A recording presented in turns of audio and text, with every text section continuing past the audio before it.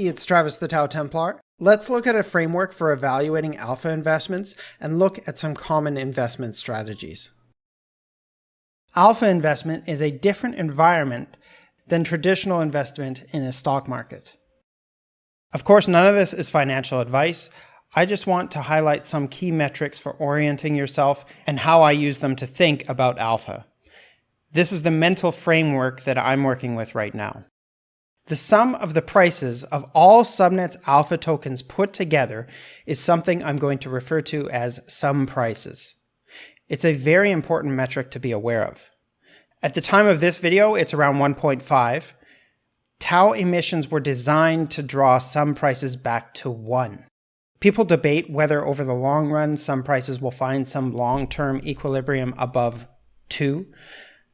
The truth is that nobody knows for sure at this point, but I think sum prices is the most important lens to use when evaluating alpha prices right now. I'll keep my opinions to myself on where the long-term equilibrium might end up, because I'm just some guy on the internet. Pareto distribution for subnet prices is normal for markets and important to be aware of. If you don't know what Pareto distribution is, do yourself a favor and go and look it up. It's a really interesting phenomenon, and it helps explain why some subnets prices are way more than others. The average price is important to be aware of. Right now we have an average price of around 0.023. The median price is important to be aware of as well. Right now we're at a median price of around 0.0085. Whenever I look at a subnet's price, I'm always thinking about whether it's above or below the median price. That is, whether it's in the top half of subnets or in the bottom half. I also like to go a little bit further and find the average and median prices if sum prices was at 1, but we don't need to do that here. There are other metrics to be aware of that I won't go into in this video, but I think sum prices is the most important to be aware of right now. So let's look at the risks and benefits of investing in alpha. Obviously, if the price falls, that's a risk. Obviously, if the price pumps, that's a benefit. Another risk is if some prices stays near 1 versus whether or not some prices goes up and finds an equilibrium much higher. I like to consider both sides when I'm investing in an alpha token. Obviously, there's a high APR for investing in alpha tokens. As of this video, we're a little over a month into the dynamic TAO upgrade, and nobody knows how it'll turn out. We've all got theories, but no one really knows.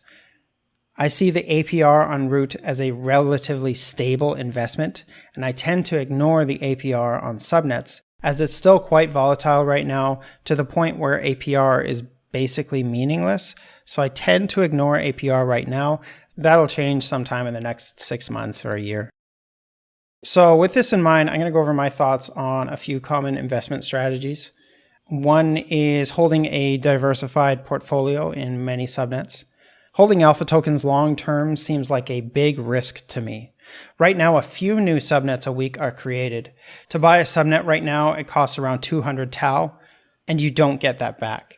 So it's an investment that subnet owners will have to recoup by actually using the Bittensor network to create value.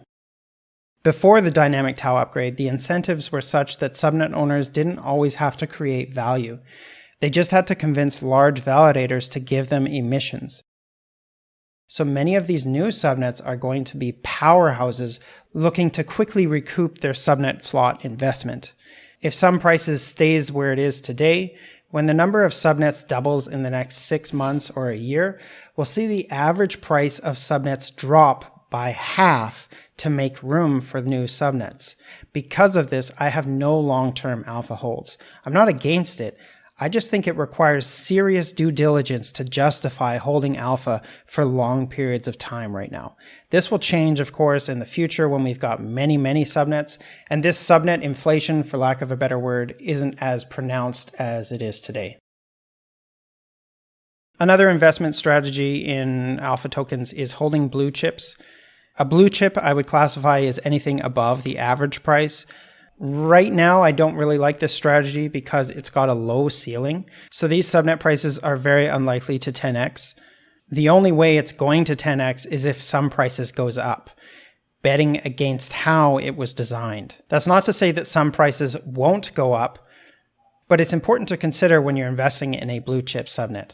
Of course, a drawback to holding blue chips is that their price can fall a lot. Another investment strategy is short-term buying low-priced subnets, so anything below the median price. A positive here is that those subnets can 10x. It doesn't require some prices to go up, but if some prices does go up, chances are these smaller subnets will also go up. So it's kind of got the same upside as blue chips. And of course, this has the same downside as holding blue chips, which is the price can still fall a lot. Staking to root is simple, carefree, and still has very high APY right now. Most of my TAO is still staked to root, and I don't plan on moving it into alpha anytime soon. If I do, it'll probably be after a few more months of understanding this market. Some people like to trade news events. From my experience, trading the news can be very tricky. Often you'll see the price pump on a cryptocurrency when there's some positive news announcements. Other times the price won't do anything or it even falls. Personally, I stay away from trading the news as it doesn't really fit my lifestyle. But I do know traders that do make money trading the news on other cryptocurrencies. Presumably you could do the same thing with alpha tokens.